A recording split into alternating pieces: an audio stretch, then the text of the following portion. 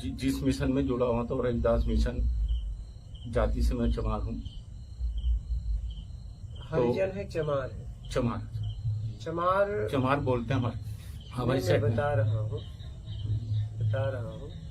चमार शब्द चमार उसे कहा गया है जो व्यक्ति चमड़े से, आवरण से लोगों की पहचान करता है। आप वर्ण व्यवस्था के बारे में मैंने बताया है, सुना है? बिल्कुल। हाँ, सही सुने हो ना? हाँ बिल्कुल। हाँ, मतलब अगर कोई भी व्यक्ति, कोई ब्राह्मण, क्षत्रिय, वैश्य, शूद्र, ये चारों सबके अंदर है पृथ्वी में, हर जीव में, ठीक है। और कोई भी अगर किसी को भी आवरण को देख के उसे सम्मान देता है, उसके संस्कार को नहीं देखता, उसके चरित्र को नहीं देखता है, तो वो चमार। मेरी बात समझ पा रहे हैं? उसे चमार कहते हैं। इसका मतलब ये हुआ? इसका मतलब ये है, इसीलिए आपको मैं बता दूं, अष्टावक्र ने भी यही बात कही थी। आप समझिए, जब राजा जनक को स्वप्न आया है, सोने के पहले वो राजा थे, सोने के बाद वो सपने में बंदी हो गए, उठे तो राजा थे। उन्होंने कहा इस प्रश्न का जो मुझे जवाब देके और मुझे प्रत्यक्ष करा देगा, आत्मानुभूति करा देगा, मैं उसे जो मांगेगा वो दूंगा, और नहीं करा पाया तो मृत्युदंड। और अगर 2 कुर्सी उन्होंने रखवाई, एक सोने का, एक चांदी का। बोले चांदी की कुर्सी पे बैठ के जो जवाब दे दिया, ठीक है, उसे आधा राजपाट, नहीं दिया तो आजीवन कारावास। सोने के सिंहासन पर अगर बैठ के अगर जवाब दिया तो जो मांगेगा वो, नहीं दिया तो मृत्युदंड। तो विद्वानों की सभा बैठ गई है, लेकिन कोई जवाब नहीं दे रहा है, क्योंकि यहाँ मृत्यु की बात है। क्या? हाँ, आजीवन कारावास की बात है, और जवाब के बाद आत्मानुभूति भी कराना है, ठीक है। सब विद्वान अपने आपस में बात कर रहे थे, सब अपना अपना मत निकाल रहे थे, लेकिन किसी की हिम्मत नहीं हो रही थी कुर्सी पे बैठ के जवाब दे। अष्टावक्र ने सुना तो उन्होंने कहा, माँ मैं जाना चाहता हूँ। बोले तेरे पिता को खो चुके, तुझे नहीं खोना चाहती। बोले नहीं, मैं जाऊंगा। जब राजा जनक के सभा में अष्टावक्र पहुंचते हैं तो लोग ठहाका मार के हंसने लगे, क्योंकि 8 जगह से कुबड़े थे वो। बोले ये कहाँ से आ गया? तो जब वो हंसना बंद किए, हंसते हंसते, तब अष्टावक्र हंसने लगे।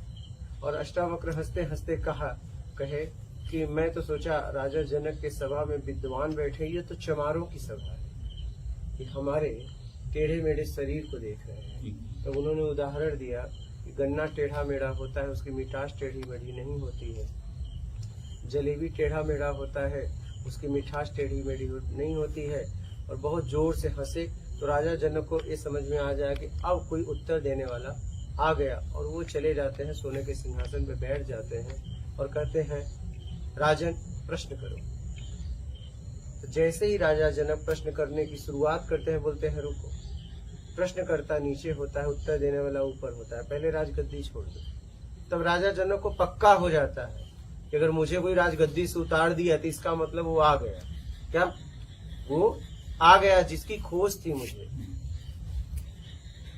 क्योंकि राजगद्दी से उतार दिया, अब ये मुझे पहुंचा देगा। ये राजा जनक को आभास हो गया कि जिसका इंतजार मैं कर रहा था, सभा बैठा बैठा के इंतजार कर रहा था, आज वो आ गया, और आज इसने मुझे उतार दिया। ये राजा जनक को समझ में आ गया। राजा जनक तुरंत गद्दी छोड़ के नीचे आते हैं, कहते हैं राजन, अष्टावक्र कहते हैं राजन आपको उत्तर चाहिए कि उत्तर के साथ प्रत्यक्ष चाहिए, आत्मानुभूति करना है? बोले आत्मानुभूति करना है। बोलते हैं राजन, स्वप्न के पहले का भी सच नहीं था, स्वप्न सच नहीं था, स्वप्न के बाद भी सच नहीं है, चलो मेरे साथ। चल देते हैं। कहते हैं राजन गुरु दक्षिणा चाहिए मुझे। बोले क्या लोगे गुरु दक्षिणा? बोले या तो मन या तो राजपाट। बोले मैं अपनी पत्नी से विचार विमर्श करके आता हूँ। जाते हैं, पत्नी से कहते हैं कि ऐसी ऐसी बात है। उन्होंने कहा कि देखो हम राजा हैं, मन दे दो। मन हमारे किसी काम का नहीं है, और राज्य का हम लोग राजा हैं, भोग करेंगे। पत्नी को उन्होंने राज्य दे दिया और गुरु के आके मन दे दिया। अब राजा जनक के पास क्या बचा? कुछ नहीं। तब वो कहते हैं कि जाओ, घोड़ा लगवाते हैं, कहते हैं जाओ, इस पे और इस पे पाँव रख दोगे, हम तुम्हें आत्मानुभूति करा देंगे, ज्ञान करवा देंगे। जैसे उन्हें एक पाँव ऐसे करके और ऐसे रखना चाहा, तुरंत कहे राजन मेरा मन नहीं, बस उन्हें वही आत्मबोध हो गया। समझ रहे हो? तो चमार उसे कहते हैं, चमड़े को देखकर इज्जत देने वाले को। चमड़ा मतलब ये कपड़ा आ गया, सब आ गया, पूरा बाहर का आवरण आ गया। ये भी एक आवरण है, ये भी एक आवरण है, मेरे ऊपर चढ़ा है, ये भी उतर जाएगा। नहीं उतरेगा क्या? ये भी हमें मिला है ना, ये भी उतर जाएगा, ये भी उतर जाएगा,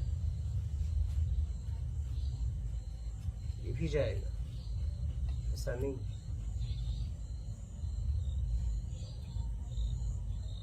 समझ गए? बोलिए बात। महाराज जी,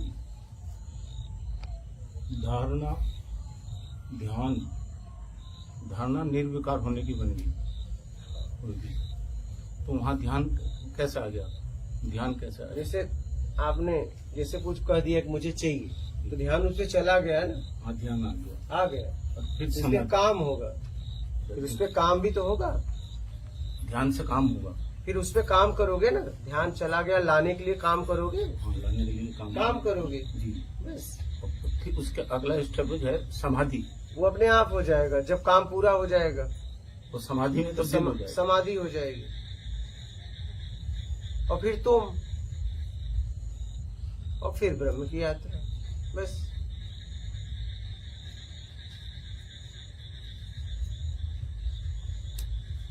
हमें तो गुरुजी सीधा ऊपरी की वाणी के माध्यम से ऊपर ही मिलवा। हमें तो सीधा परमात्मा की करोगे वही करेंगे।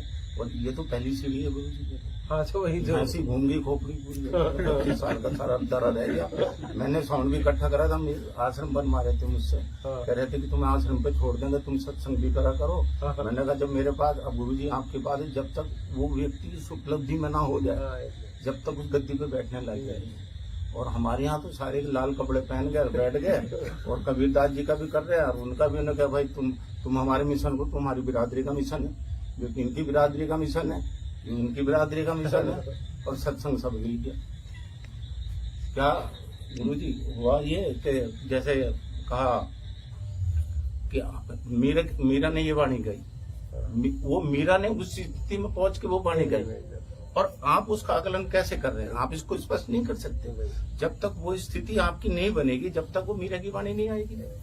अब वो मीरा की वाणी में, अब कमाली की और झाली की वाणी में दिलाव फिर रहे और कह रहे सीधा सदगुरु को, परमात्मा को याद करो। और अपने आप से ही हम, अब जब अपने आप से हम दूर रहेंगे तो फिर परमात्मा को कहाँ से याद कर दें?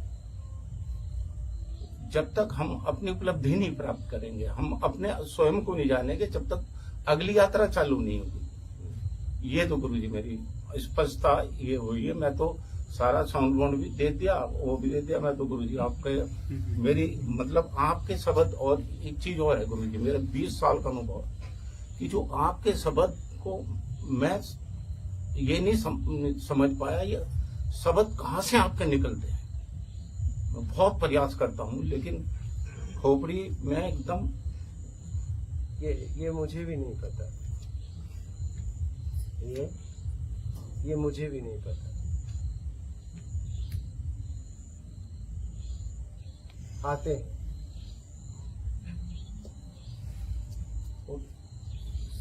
जो शब्द आते हैं गुरुजी, बिल्कुल ये सत्संग है, प्रवचन और कथा, ये सत्संग है गुरुजी। इतना हमारी समझ में आया गुरुजी, ये सत्संग है। जहाँ सत्य से मिलने की बात हो वो सत्संग है। जहाँ आपसे मिलने की बात हो वो सत्संग, उसे सत्संग कहते हैं। जहाँ किसी और की बात हो उसे कथा कहते हैं। जहाँ किसी वाणी की बात हो उसे प्रवचन कहते हैं। आपसे आपके मिलाने की बात हो उसे सत्संग कहते हैं। ये गुरु समझ में आया। यहाँ बच्चे भी कहने लगे हम पापा जी तुम पागल हो गए। हमारी घरवाली भी, मैंने घरवाली भी चीज बेच के सत्संग करा दी, घरवाली की चीज भी भेज दी, चैन भी सोने की वो भी, और सत्संग में कुछ पल्ले गुरुजी, मतलब ये उसकी बात कर ली, इसकी बात कह दी, उसकी वाणी कह दी, इतना तो याद रहा, लेकिन जो स्थिति होनी चाहिए वो स्थिति नहीं बन पाई। जैसे मृत्यु का भय गुरुजी आपने बताया कि इच्छा अपेक्षा, इच्छा और अपेक्षा ये मृत्यु है, अन्य मृत्यु नाम की कोई चीज ही नहीं है। और हम व्यक्ति सबसे ज्यादा मृत्यु से डरता है कि बिछड़ना है हमें, और हम बिछड़ किसी से नहीं रहे। अब इच्छा अपेक्षा छूट गई तो मृत्यु का भय समाप्त हो गया।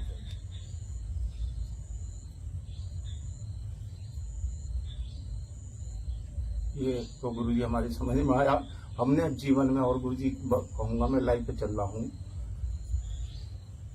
मैंने जो जीवन में सोचा था कभी किसी जन्म में हो गए ऐसी खत्म हो जाए कि किसी पूर्ण संत के दर्शन होंगे, तो मेरी इस जीवन में इच्छा पूरी होगी। अब ना मुझे ब्रह्म ज्ञान की आवश्यकता है, ना ज्ञान की आवश्यकता है।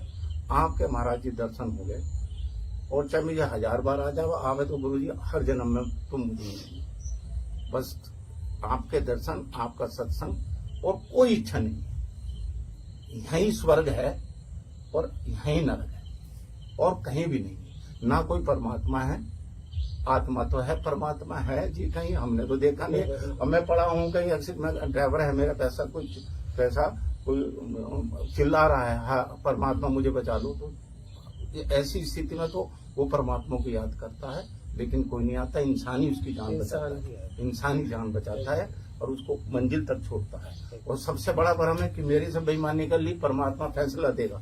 परमात्मा फैसला नहीं देगा, उसके कर्म उसको फैसला दिलाया दे देंगे। आज तेने मेरे से बेईमानी कर ली, कल को कोई और मिलेगा तुझसे टकरा तो उससे छीन लेगा। हम तो हाँ, अगर मैं शक्तिशाली हूं, उनने मेरे 1 रपट मारा तो मैं 2 मार दूंगा, अन्य प्रकृति पे छोड़ दूंगा, रिजल्ट मिलेगा। तो परमात्मा हेल्प नहीं करेगा, मेरे कर्म ही, जो मेरे कर्म है, सत्कर्म जो है, वही मेरी हेल्प करेंगे। तो इतना आपके सत्संग में ये बिल्कुल जो है समझ बैठ गई। और गुरुजी मेरी तो बिरादरी भी एक साइड में छूट गई, आपने छुटवा दी, और सब कुछ महाराज जी आपने स्पष्टता, आपकी बहुत आवश्यकता है आध्यात्मिक ज्ञान में, आपकी इतनी बड़ी आवश्यकता है। आप जाने की बात मत करा करो गुरुजी, ये बात दिल पे चोट लगती है। हाँ, हम सब चले जाना, लेकिन आपकी इस समाज को बहुत बड़ी आवश्यकता है। अध्यात्म आप लोग भी मूल तक जाए, मैं उसके लिए काम कर रहा हूँ। आप भी जाएं, लेकिन मूल तक जाएं। मैं समझ में नहीं आई गुरुजी क्या करें। आप भी कहें ना कि हम चले जाएं, लेकिन जाओ, लेकिन अब मूल तक जाना। हाँ जी, उस परम सत्ता तक जाना, अब वहाँ की यात्रा करो।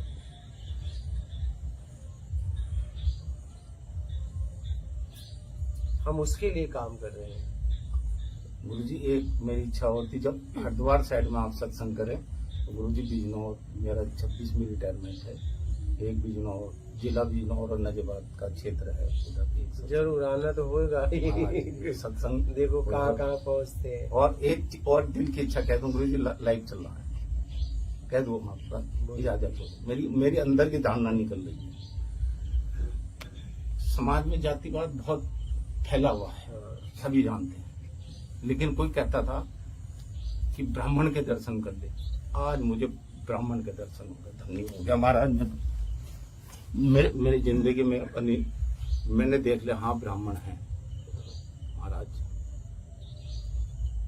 महाराज रविदास जी और कबीरदास जी और भगवान बुद्ध, महावीर, जैन, आपके रूप में मुझे दर्शन हुए इस वर्तमान जीवन में। धन्य हो गया मैं महाराज,